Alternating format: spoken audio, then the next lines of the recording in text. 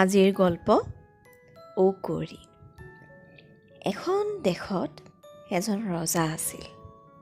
ৰজাজনৰ দুজনী ৰাণী আছিল। তেওঁলোক দুয়ো একেলগে গৰ্ভৱতী হ'ল। এদিন দুয়ো ৰাণীৰ সন্তান উপজিল। বৰ ৰাণীয়ে এটি ল'ৰা আৰু সৰু ৰাণীয়ে এটা ঔটেঙা পালে।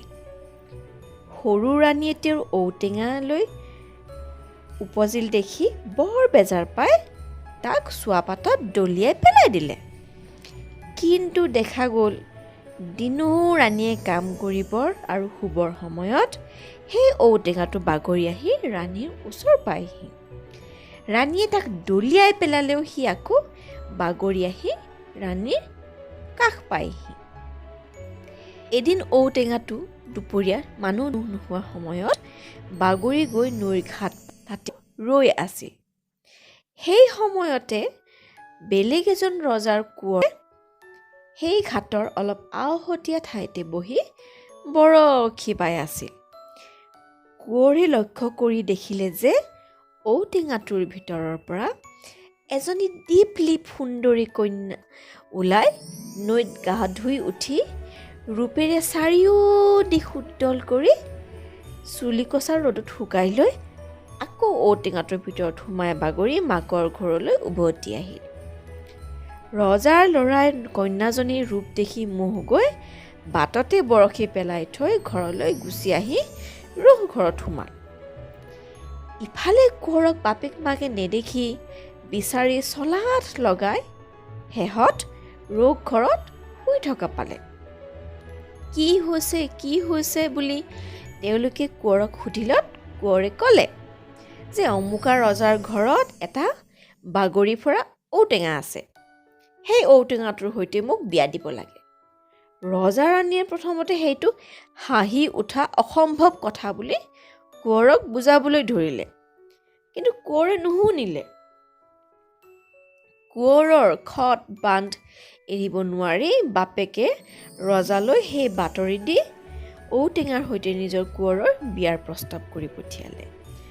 ঔটেঙাৰ মাক ৰাণীয়ে আকৌ সেই কথা শুনি কান্দি কাটি ক'লে, মোক এইদৰে কিয় লাজ দিব লাগিছে? কিন্তু শেহত তেওঁ এৰাব নোৱাৰি সেই কথাত মান্তি হৈ ঔটেঙাটো ধুৱাই পখলাই কোঁৱৰৰ সৈতে বৰ বিয়া দিলে। বৰ ধুমধাম কৰি কোঁৱৰে বিয়া কৰাই দোলাত তুলি আনি ঔটেঙাক নিজৰ ঘৰ পোৱালে হয়। ৰজাৰ কোঁৱৰে ঔটেঙাৰ সৈতে একেটা শুৱনি ঘৰে থাকিল। ৰাতি কোঁৱৰে খাবলৈ মাকে যি ভাত পঠিয়ায় তাৰে এভাগ কোঁৱৰে খায় আৰু এভাগ উঠি শুই থাকে। কিন্তু কোঁৱৰৰ টোপনি আহিলেই ঔটেঙাটোৰ ভিতৰৰ পৰা কন্যাজনী ওলাই আহি সেই ভাতগাল খাই আকৌ ঔটেঙাৰ ভিতৰত সোমাই থাকে। দিনো কোঁৱৰে টোপনিৰ পৰা উঠি সেই থৈ দিয়া ভাত নেদেখি আচৰিত মানে। ইয়াৰ কাৰণ বুজিব নোৱাৰি কোঁৱৰে সদায় মনতে দুখ কৰি আমন জিমনকৈ বহি থাকে। এদিন এজনী মগনীয়া বুঢ়ী কোঁৱৰৰ ওচৰলৈ চাউল মাগিবলৈ আহিল।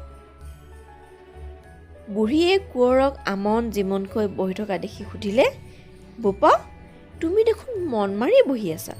তুমি বিয়া কৰিলা, কিন্তু ক'তা? আমি দেখোন বোৱাৰীক দেখাই পোৱা নাই।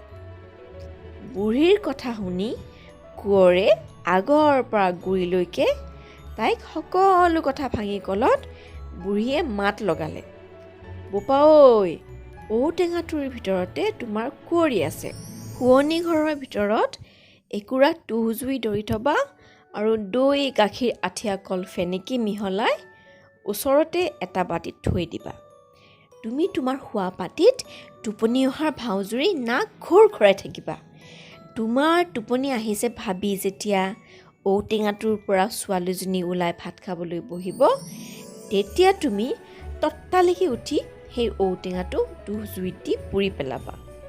কিন্তু তেতিয়া দেখিবা যে ছোৱালীজনী ঠাচ কৰি মাটিত পৰি গৈছে। তেতিয়াই লৰালৰিকৈ সেই বাতিৰ পৰা দৈ গাখীৰ আৰু আঠিয়া কল আনি তাইৰ মূৰত ভৰণ দিবা। দিলেই তাই জ্ঞান পাই উঠি বহিব। বুঢ়ী বুদ্ধি শুনি কোঁৱৰে ৰং পাই তাইক বটা দি বিদায় দিলে আৰু ৰাতি সেই বুঢ়ীৰ কথা মতে কৰি ঔকুঁৱৰীক লাভ কৰিলে।